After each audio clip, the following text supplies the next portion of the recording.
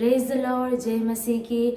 आज हम परमेश्वर के वचन को देखेंगे कि लोग सचमुच जानेंगे कि तुम परमेश्वर की संतान हो। लोग जानेंगे कि तुम परमेश्वर के बेटे हो, तुम परमेश्वर की बेटी हो। जब हम परमेश्वर के वचन को देखेंगे मत्ती 27 और 39 से 44 तक, तब हम देखेंगे कि सैनिक लोग यीशु मसीह को आते जाते हुए उनके सिर हिला हिला कर उनकी निंदा करते थे और प्रधान याजक और शास्त्री और पुरनियों समझ उसकी ठट्ठा करते थे और कहते थे कि तूने औरों को बचाया और अपने आप को नहीं बचा सका। यह तो इज़राइल का राजा है, अब क्रूस पर से उतर आए तो हम उस पे विश्वास करें। यानी कि सब लोग मिलके यीशु मसीह की ठट्ठा कर रहे, उनका अपमान कर रहे, उनके नाम के बारे में बुरा कह रहे, लेकिन यीशु मसीह ने हमारे लिए निंदा को सहा। यीशु मसीह ने हमारे लिए ठट्ठा को सहा। यीशु मसीह हमारे लिए वो अपमानित हुआ, लेकिन उसने उसके बदले में किसी को अपमानित नहीं किया, ना ही उसके बदले में उनकी ठट्ठा उड़ाई। लेकिन यीशु की नज़र में सिर्फ हम ही थे, क्योंकि परमेश्वर यीशु मसीह हमसे प्रेम करते थे और उसने एक ही चीज़ को ध्यान रखा कि मैं इस क्रूस पे चढ़ूंगा और मैं मेरी संतानों को पाप से छुड़ाऊंगा, मैं इस दुनिया को पाप से छुड़ाऊंगा, और उसने हमारे लिए अपमान को सहा।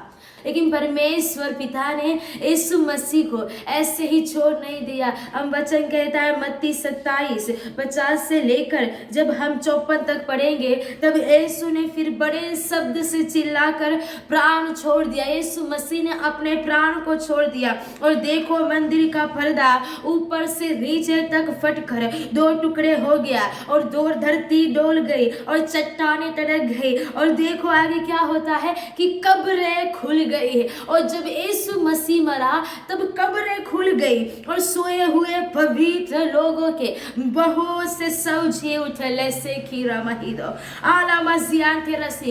यीशु के मृत्यु होने के बाद पवित्र लोगों के बहुत शव जी उठे, और उसके जी उठने के बाद वो कब्र में से निकल कर पवित्र नगर में गए और बहुतों को दिखाई दिए। यीशु के मृत्यु होने के द्वारा भी उस जगह पे बहुत सारे चमत्कार हुए। जो मरा हुआ था वो जीवित होकर और नगर में घूम रहा है। और आगे लिखा है तब सूबेदार जो उसके साथ यीशु को पहरा दे रहे थे, भूकंप और जो कुछ हुआ था उसे देखकर अत्यंत डर गए और कहा सचमुच यह परमेश्वर का पुत्र है, सचमुच यह परमेश्वर का पुत्र है। परमेश्वर पिता ने यीशु को ऐसे ही नहीं छोड़ दिया, लेकिन जब प्रभु यीशु की मृत्यु हुई तो परमेश्वर की सामर्थ उस जगह पे प्रकट हुई, और जितने लोग उसकी ठट्ठा उड़ा रहे थे, जितने लोग उसका मजाक उड़ा रहे थे, वो लोग सूबेदार भी यह कहने लगे कि सचमुच ये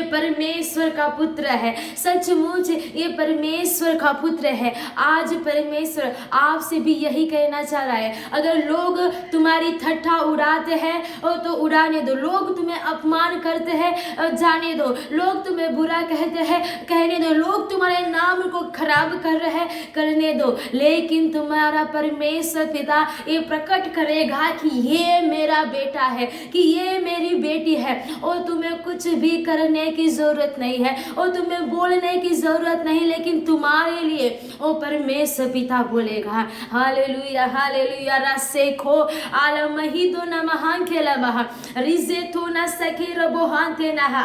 ओ सचमुच लोग जानेंगे कि तुम परमेश्वर के बेटे हो, और लोग सचमुच जानेंगे तो तुम परमेश्वर के बेटे हो, और परमेश्वर तुम्हारे जीवन में आदर और सम्मान को लेके आएगा, परमेश्वर तुम्हारे जीवन में ऊंचाई को लेके आएगा, क्योंकि परमेश्वर की इच्छा यही है कि तुम ऊंचाई में रहो, तुम ऊंचाई में रहो। और तो सिर्फ मैं लोगों के सामने कुछ नहीं बोलूँगा, क्योंकि मेरा पिता मेरे बदले में बोलेगा, मेरा पिता मेरे बदले में बोलेगा, वो लोगों के सामने प्रकट करेगा कि मैं उसका पिता हूँ, मैं उसका पिता हूँ।